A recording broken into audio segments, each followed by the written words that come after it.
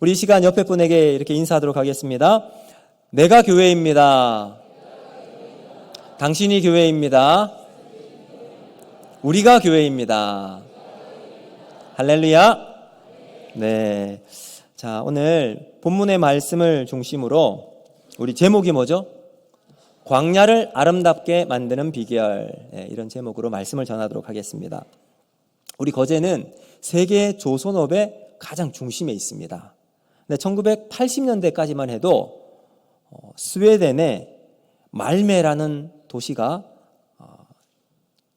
조선의 중심지였습니다. 그런데 80년대 후반부터 우리나라뿐만 아니라 일본이 이 조선업의 주도권을 가져오게 되면서 결국 스웨덴의 말메는 2002년도를 기점으로 해서 문을 닫게 됩니다. 거기 가장 큰 조선소 이름이 코쿰스 조선소였는데 역사적인 사건이 하나가 있었습니다. 아마 여러분도 기억하시는 분도 계실 텐데 코쿰스 조선소에 세계에서 가장 큰 크레인이 있었습니다. 이름이 겐트리 크레인. 이 겐트리 크레인이 울산의 현대중공업에 단돈 1달러에 팔린 겁니다. 그때 스웨덴의 말메 시민들은 다 눈물을 흘렸고 국영방송은 그 장면을 장송곡과 함께 내보내면서 말메의 눈물 이런 제목으로 보도를 했습니다. 말메 조선소가 문을 닫자 도시 인구의 10% 2만 7천 명이 실업자가 되었다고 합니다. 그럼 이 말메 도시가 이제 어떻게 되었을까요? 그럼 지금은 유럽에서 가장 대표적인 생태 도시로 바뀌었답니다.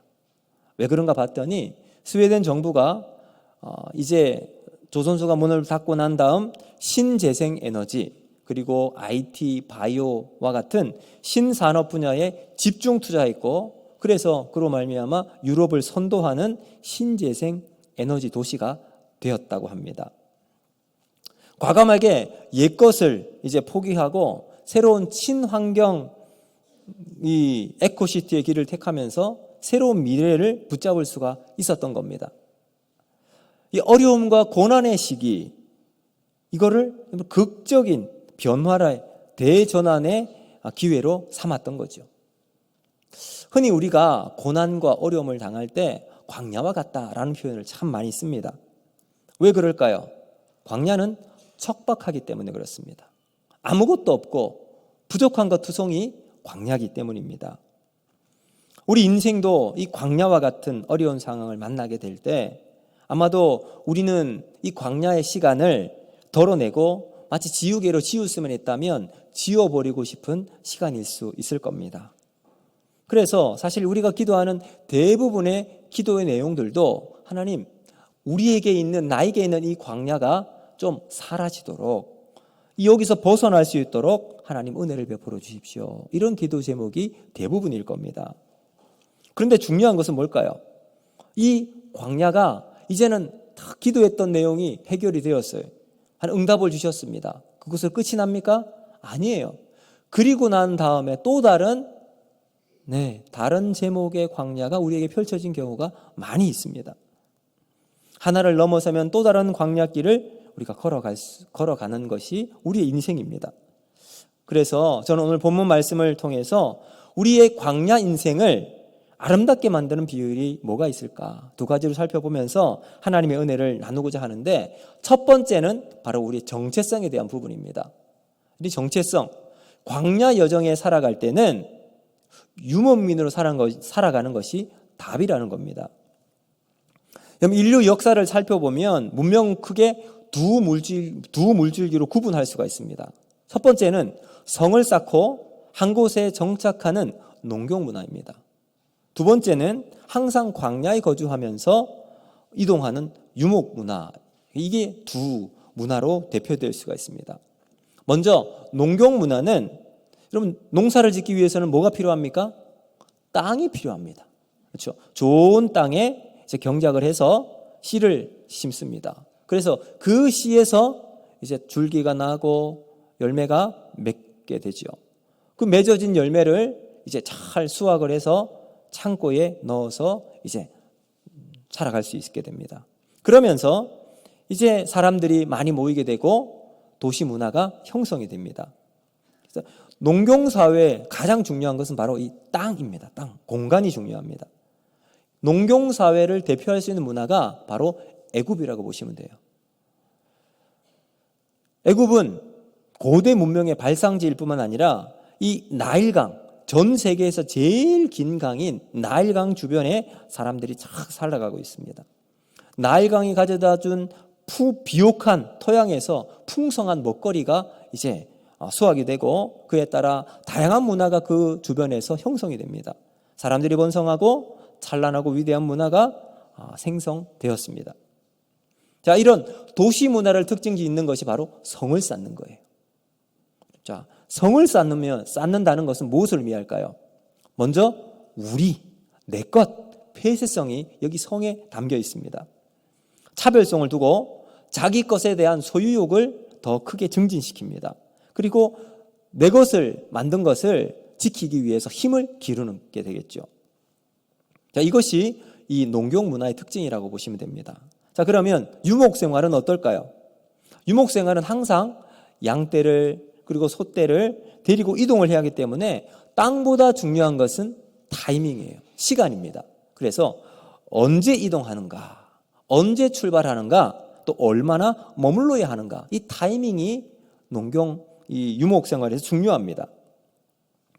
유목민은 그래서 자연 앞에서 우리 인간이 얼마나 무력한 존재인지 깨닫고 하늘의 뜻에 순응하는 것에 잘 훈련이 되어 있습니다. 우리 믿음의 조상 아브라함 역시 유목민이었죠. 원래 하나님께서 아브라함을 부르실 때는 갈대아 우르라는 도시에 살았습니다. 이 도시, 농경 문화가 정착되어 있는 갈대아 우르였어요. 그런데 그 아브라함을 하나님께서 부르십니다. 내가 내게 지시할 땅으로 가라. 그때부터 아브라함은 유목생활을 시작하게 되어서 하나님의 때를 따라 움직이게 되었습니다. 창세기 13장 18절 이 말씀을 한번 보실까요? 같이 한번 읽어보겠습니다. 시작. 이에 아브라함이 장막을 옮겨 헤브론에 있는 마므레 상수리 숲풀에 이르러 거주하며 거기서 여호와를 위하여 제단을 쌓았더라. 아멘. 여러분, 여기 창세기 18장에 중요한 두 단어를 우리가 주목해서 보아야 합니다. 그것은 바로 장막과 제단입니다. 장막과 제단. 그럼 장막은 우리가 흔히 잘 알고 있는 텐트라고 보시면 돼요. 유목민은 언제나 이동해야 되기 때문에 우리처럼 이렇게 벽돌로 집을 짓거나 콘크리트나 이렇게 집을 지을 수가 없잖아요. 그래서 항상 텐트에서 생활을 합니다.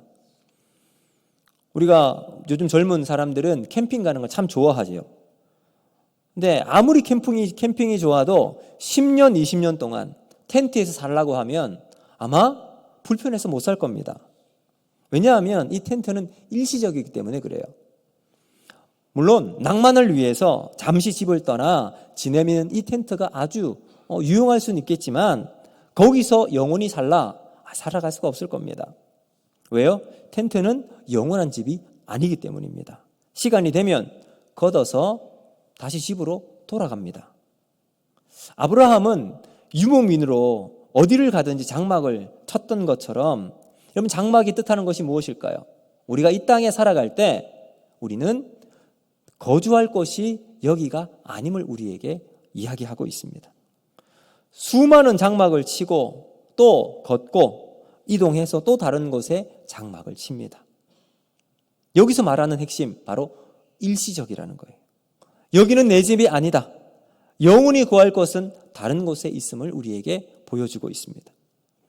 곧 있으면 거둬야 할 일시적인 삶임을 깨닫고 하나님이 인도하시는 대로 순종하며 걸어가는 인생. 이것이 우리의 영적인 유목민으로 살아가야 할 저와 여러분의 모습이라는 거예요. 자, 그런데 두 번째 중요한 단어가 바로 제단입니다. 아브라함이 이제 갈대아 우르를 떠나 마므레 상수리 나무에 거주합니다. 텐트를 쳤습니다. 장막을 쳤어요. 그리고 난 다음 무엇을 했을까요? 그가 하나님 앞에 제단을 쌓습니다. 하나님 앞에 예배를 드렸어요. 장막은 순간적이지만 제단은 하나님께 올라가는 영원한 예배입니다. 이 땅에서 우리는 순간적이고 일시적으로 살아가지만 하나님은 우리에게 예배를 통해서 영혼과 맞닿을 수 있는 길을 우리에게 보여주십니다. 그래서 하나님께서 기뻐 받으시는 영광스러운 예배가 되고 참 감사와 찬송을 드리는 그러한 예배가 우리 가운데 나타날 수 있게 되는 거죠. 하나님은 이 아브라함은 악조건 속에서도 언제나 예배로 하나님 앞에 제단을 쌓습니다. 그래서 하나님이 기뻐하시는 참된 예배의 삶을 살아갈 수 있게 되었던 거죠. 사랑하는 성도 여러분, 우리가 세상에서 아무리 힘들고 어려운 삶을 살아간다 해도 우리의 힘은 장막에 있지 않고 예배에 있는 줄로 믿습니다. 예배 가운데 임재하시는 그 하나님의 이름을 부르며 오늘도 하나님 앞에 우리의 온 마음을 담아서 예배 드릴 때 하나님은 우리 가운데 임재하셔서 놀라운 은혜와 능력으로 우리에게 다시 힘을 주실 줄로 믿습니다. 이 예배의 힘으로 광야 같은 세상에서 견뎌내는 것, 이것이 성경적 유목민의 핵심적인 가치입니다. 아브라함은 일시적인 이 땅을 살아가면서도 빠지지 않고 드리는 그 예배가 있는 한 그는 하나님과 연결이 되었습니다. 하나님과 연결되니까 하나님이 주시는 힘을 가지고 하나님의 은혜와 사랑을 공급받아서 이 땅을 전부로 여기지 않습니다. 그래서 아브라함은 정착한 그곳에 텐트를 치고 영원히 거하지 않았잖아요. 또다시 옮깁니다. 여기로 저기로. 왜요? 하나님이 가라고 하시는 곳에 순종하며 걸어갈 수 있기 때문입니다. 아브라함의 시선은 이 땅에 있지 않고 하나님께 있었습니다. 이번 우리 중고등부 학생들이 빛밤을 이제 2월 3일 날 합니다. 준비를 하는데 주제를 시선이라고 정했다고 합니다. 제가 이 주제를 듣고 참 마음이 기뻤습니다. 그리고 학생들의 마음이 느껴졌어요. 아마도 이 학생들이 이제 중학생이 되고 고등학생 이제 넘어가면 대학이라고 하는 사회에 들어가게 되잖아요.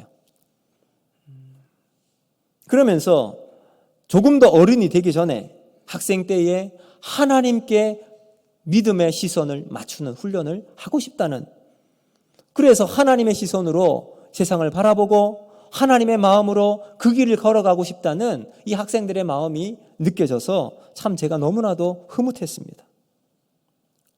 믿음의 길을 올곧게 걸어가고 싶은 그 마음을 우리가 보면서 우리 아이들을 위해서 기도해 주시길 바랍니다.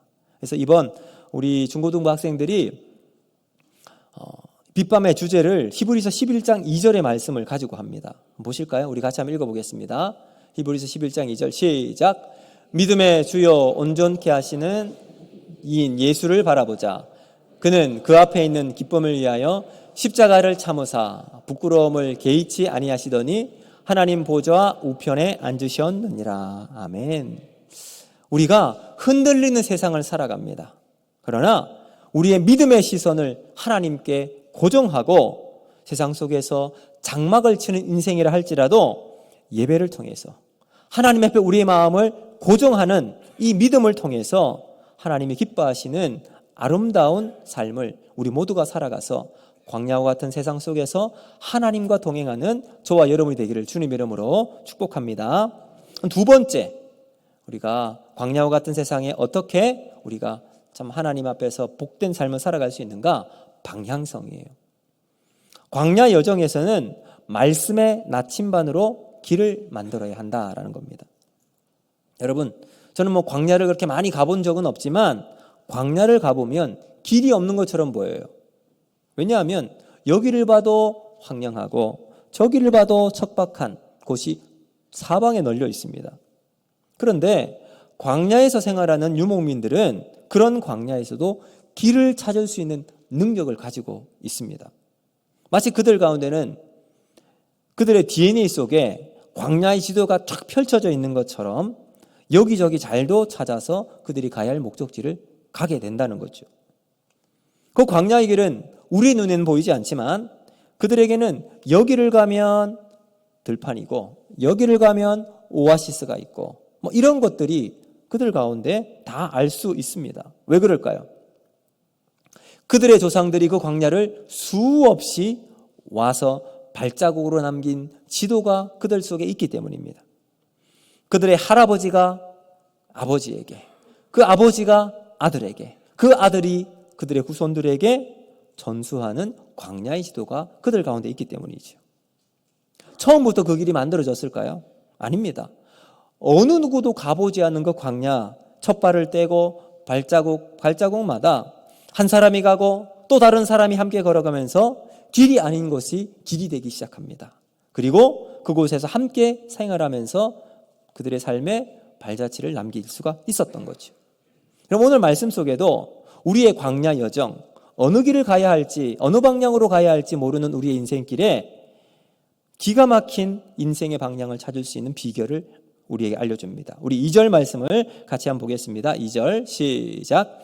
내 하나님 여호와께서 이 40년 동안에 내게 광야길을 걷게 하신 것을 기억하라.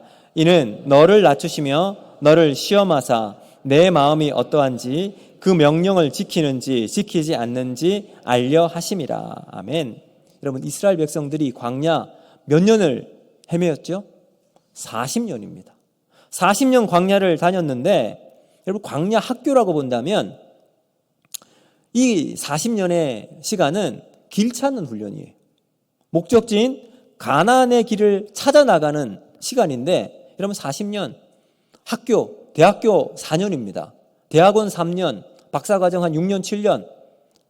그러면 근데 40년 동안 길 찾는 훈련을 학교에서 보냈는데 얼마나 오래 다녔습니까? 졸업을 해도 벌써 졸업해야 될 시기인데 아마 이 이스라엘 백성들은 수강해야 될 과목을 들었지만 학점이 F가 나온 거예요. 낙제하고 탈락하다가 마침내 40년이 지나서 근근히 졸업하게 된 거예요.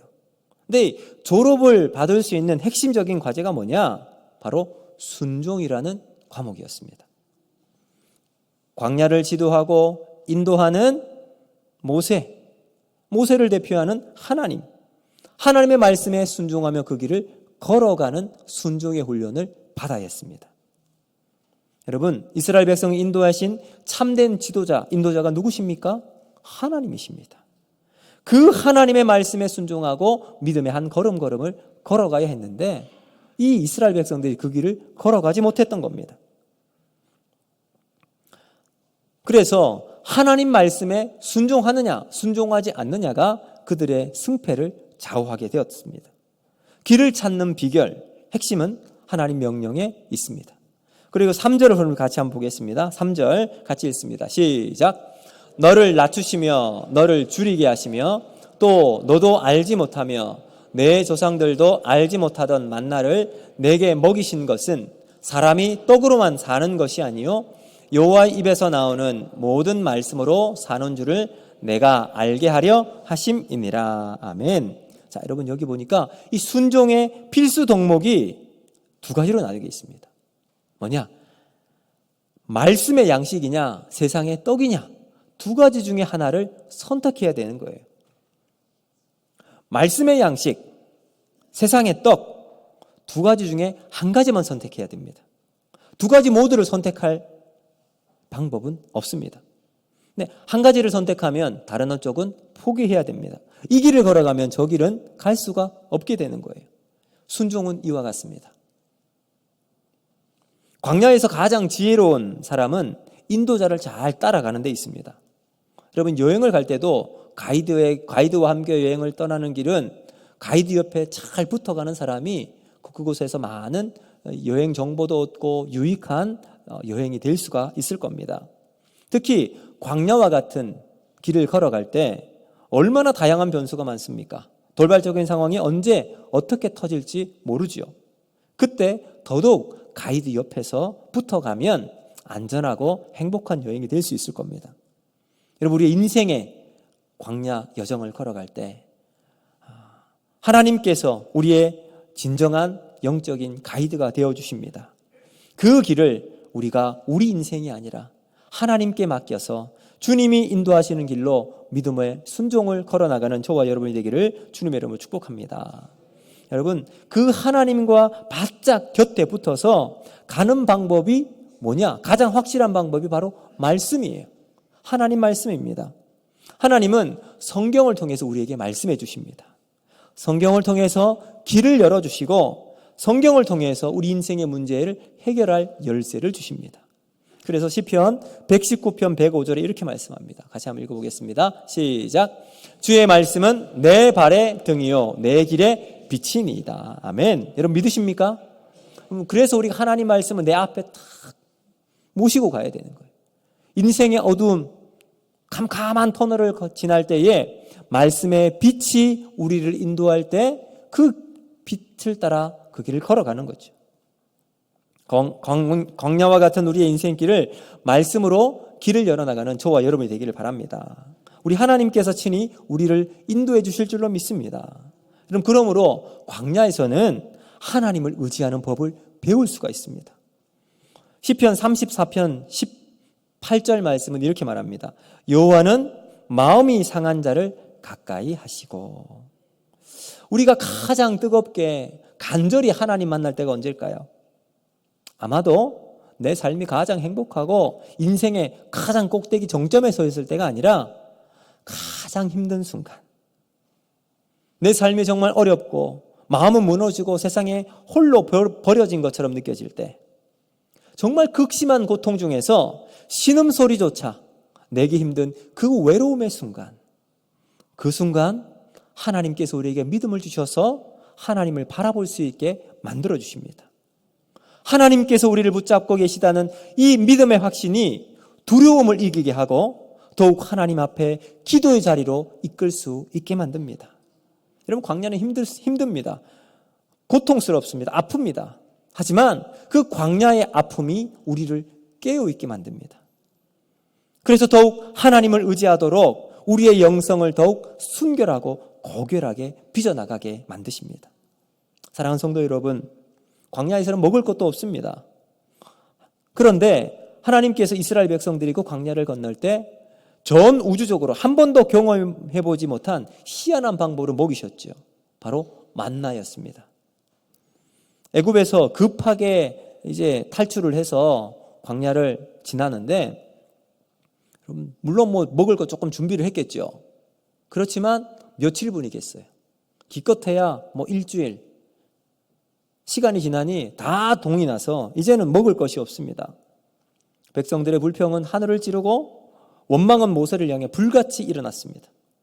그 순간 하나님은 모든 불평과 원망을 닿게 만들 하나님의 방법을 이스라엘 백성들에게 펼치십니다. 그것이 바로 만나였습니다. 어디서 오는지는 모르지만 밤에 자고 일어나면 온 땅에 만나가 다 깔려 있었습니다. 그 만나로 40년 동안 이스라엘 백성들이 하루하루 매일매일 삶을 살아갈 수 있었습니다. 그럼 이 만나가 오늘날 우리에게 무엇을 의미할까요? 바로 하나님의 말씀입니다. 매일 먹는 만나로 이스라엘 백성들이 그들의 생명이 연장되었던 것처럼 우리의 영적인 생명은 하나님 말씀을 매일매일 먹음으로 하나님 앞에서 우리의 삶을 살아갈 수 있게 됩니다. 그러므로 우리는 하나님 말씀을 가까이 해야 되는 거예요.